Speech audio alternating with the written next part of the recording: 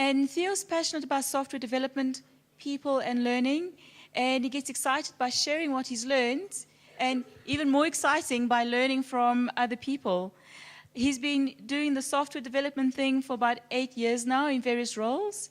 He's with Driven Alliance and also quite involved in Sesonke Rising. So welcome Theo Bohnen with harnessing your greatest tool, your brain, better.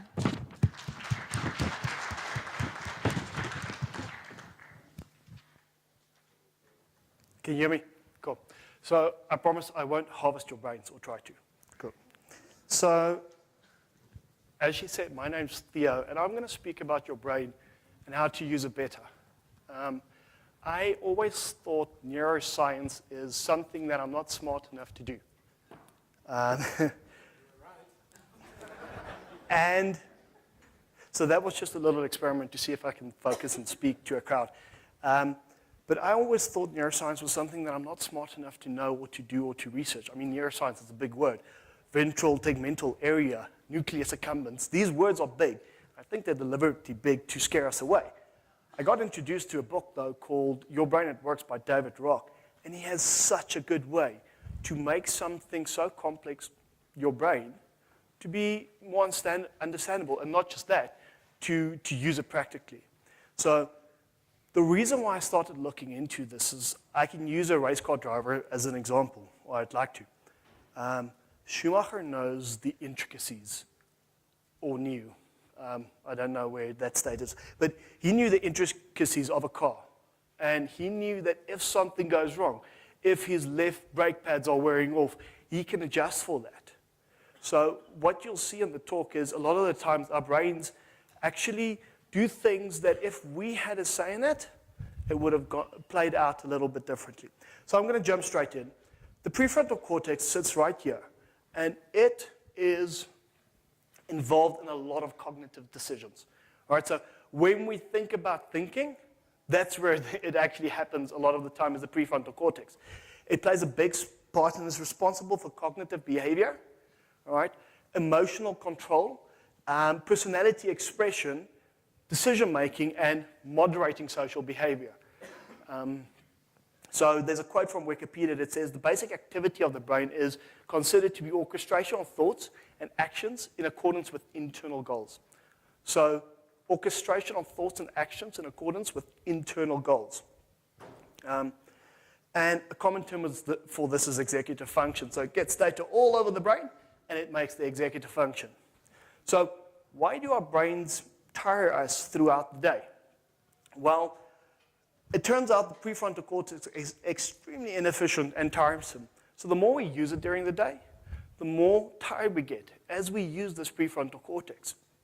And context switching. So when we think about opening up, let's imagine you can't use more than one computer program at a time.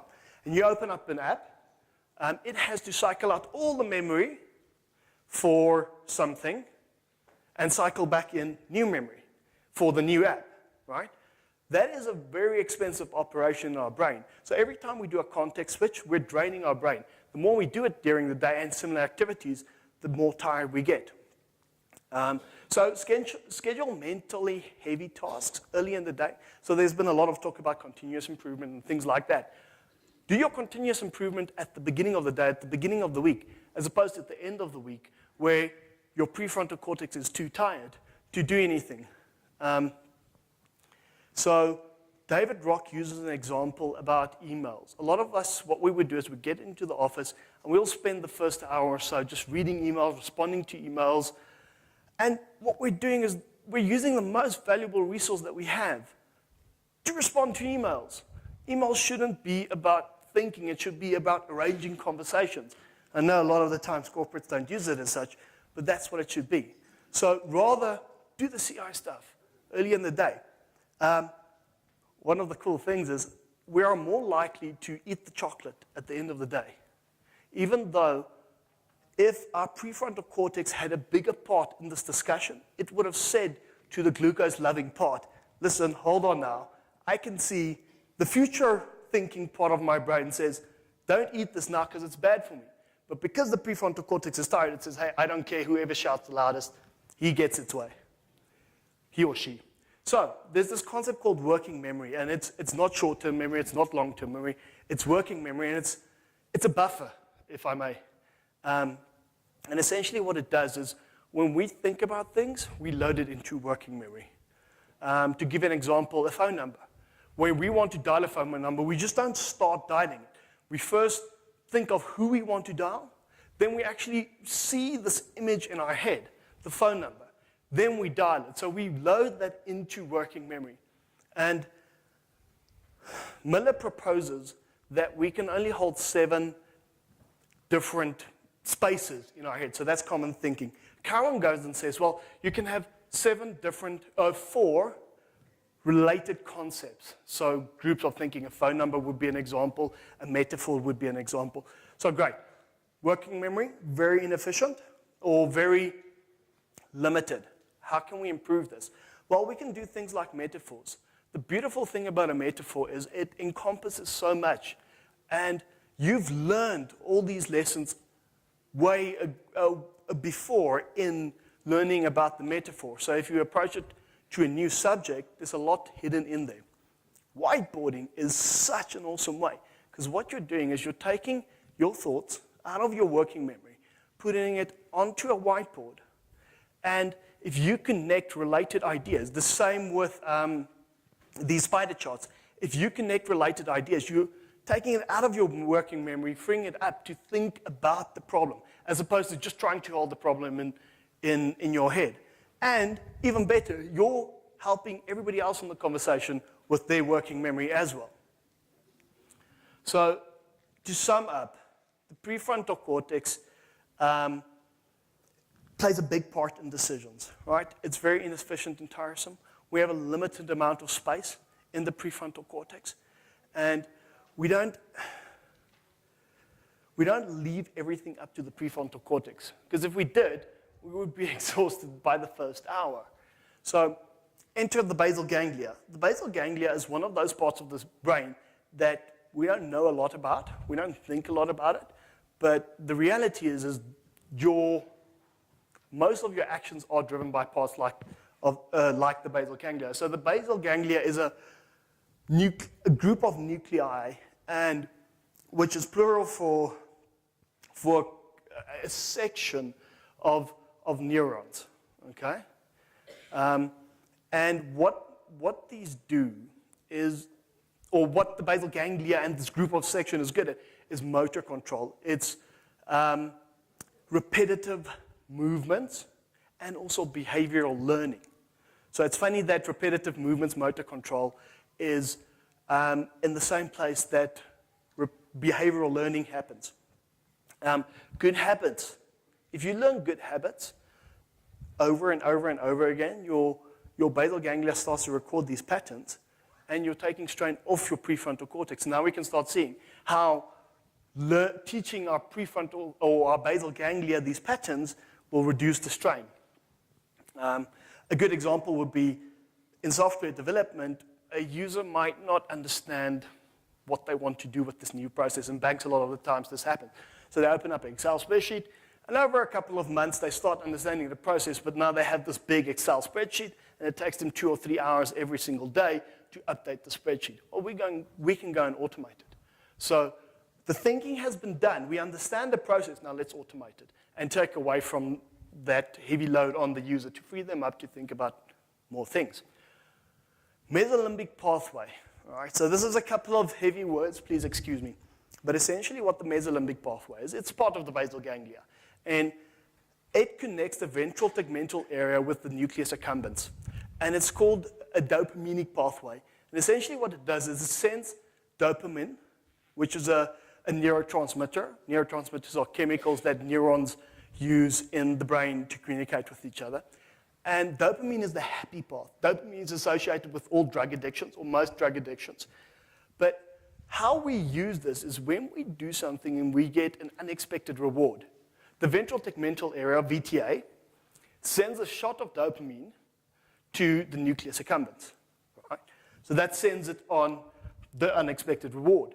Repeat this. It starts to realize, hey, hold on. there's a cue here. So what then starts to happen only after a couple of times, it starts sending the chemical, the dopamine, on the cue as opposed to the outcome. So what it's doing, it's stacking the deck. It's basically saying, hey, prefrontal cortex, you really, really, really want to do this because we know that it's going to give a good outcome. The other part is, if it gives that shot of dopamine and we don't get a reward, it will stop doing it. So an example I'd like to use is, let's say we have this awesome striker or foosball player, and you have a very good technique to get the ball into the goal.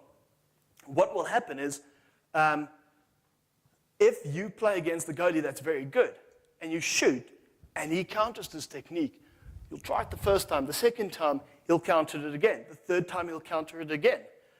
You'll start realizing that, well, I can't use this. Then only will that automated kick start moving away, and you'll have to learn a new one. So we are biased. These automated systems are great. They take a lot of strain away from our prefrontal cortex. But the fact of the matter is, a lot of the times they make the wrong decision. So enter fast and slow. Daniel Kahneman wrote a book called Fast and Slow, and it's not so much in neuroscience, but it's in psychology and walks into the realm of neuroscience. But essentially, he talks about two systems, System 1 and System 2. So System 1 is fast, automated, frequent, emotional, stereotypical, subconscious brain forms, right? Fast, automated, non-thinking. The second one is System 2, which is slow, effortful, infrequent, logical, calculating. Sorry.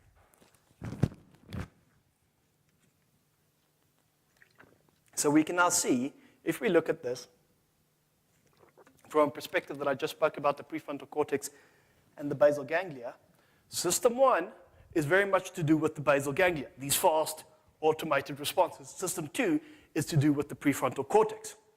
Now, here's a fun little exercise. We love doing maths at the end of the day, right? 3 plus 2. The answer should come to most of you very, very easy. It's 5, right? Now let's try something else. Take 10 times 10, times that by 24 and divide it by 3. 80. How much? 80. So it's 800. You used System 1, by the way, whereas what we normally should do in examples like this is trigger System 2 to rather think through the problem. And the cool thing is you took 10 times 10. So thank you for that example. You took 10 times 10, got 100, put it into your working memory, times it by 24, got 2,400, divided by 3, got 800. So you were using your working memory with your prefrontal cortex. So we can see the example, the 5 just popped in, it was automated, learned behavior, that's System 1. System 2, we needed to take the time. So that's quite cool, right? And it's very cool that your answer was wrong. Thank you. So we have biases. Daniel Kahneman speaks about biases, a lot of different biases, and he says we are so bad at statistics. We think we're very good at it, but we're actually quite bad at logical reasoning. And one of the biases he talks about is anchoring effect. They did an exercise where they rigged a roulette wheel to land on either 10 or 65. Okay? When it landed on 10, they asked the participant, how many African nations are there in the United Nations? And then they did the same thing when it landed on 65.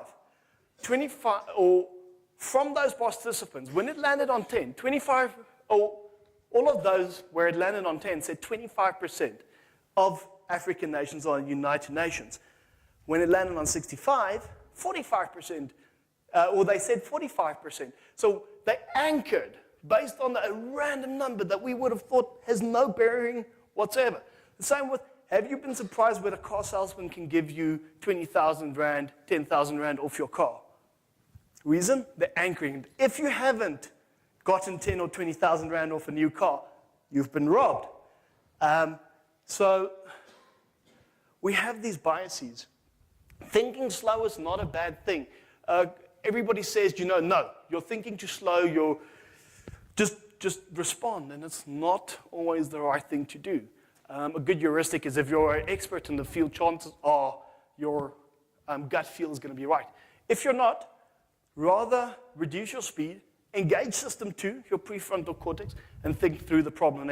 A short example, if we speak to a user about how often a certain feature is being used, know that chances are they're going to give an automated response from system 1 the first time round. So no, this feature is very used. But then you step back and say, okay, well, which biases are in play here with this user? Well, they just used the feature. So association plays a part.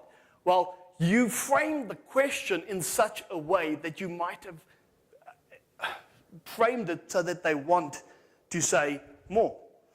Notice these things, and you can help them through a process like the 5 whys to engage system 2 and get a better example. In conclusion, some of you might have seen I had a funky headset on this morning, and it's an EEG meter. And what we did here is, you can't really see it, but essentially what we did was we measured my brain at rest, which is the first part, that not a lot of noise happening, and then I started juggling. And you can see my brain went all over the show. So if I was a better juggler, it should have been a lot more focused on my midbrain as opposed to my prefrontal cortex. Cool. So this was an awesome journey for me, and I'm definitely going to continue in this. And I hope I've given you something. Just the next time when you do something, ask yourself, was that an automated response from system 1? I should rather step back and think about it, engage system 2. When you're tired at the end of the day and you shouldn't really be, did I use system 1 a bit too much? Or system 2 a bit too much? Cool. Thanks, everyone.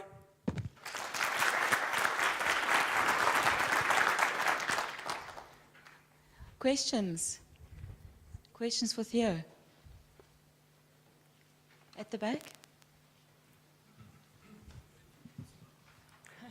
I wanted to ask, generally speaking, how often does it take for something to become so implicit that you use system 2?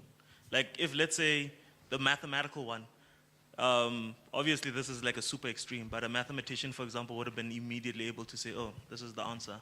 But with your experience, how long does it usually take until someone's relatively accurate, able to use system 2? Consultant speak, it depends. So the basal ganglia, they've said it takes it can take up to 3 different tries. All right?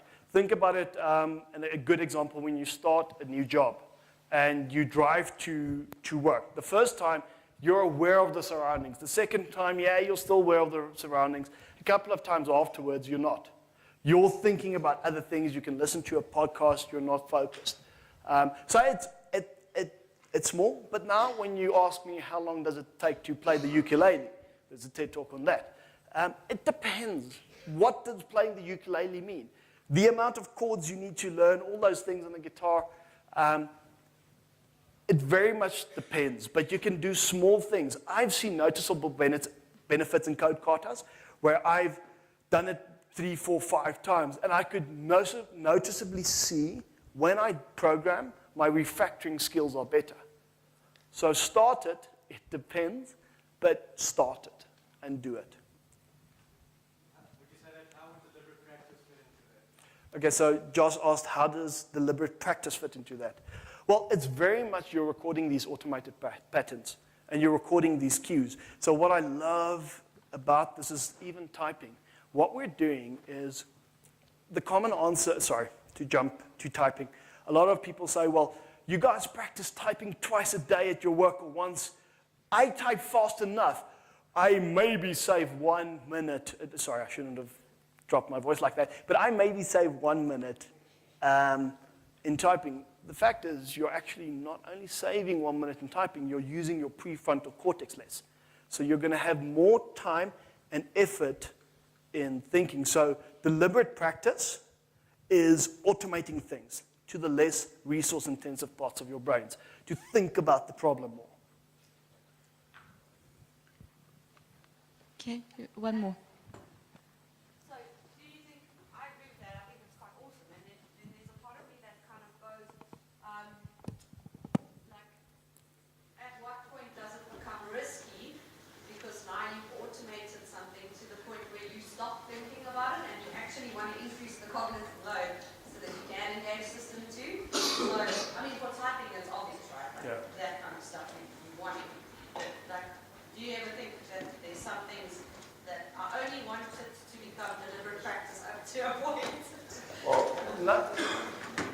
that's a very, very good question.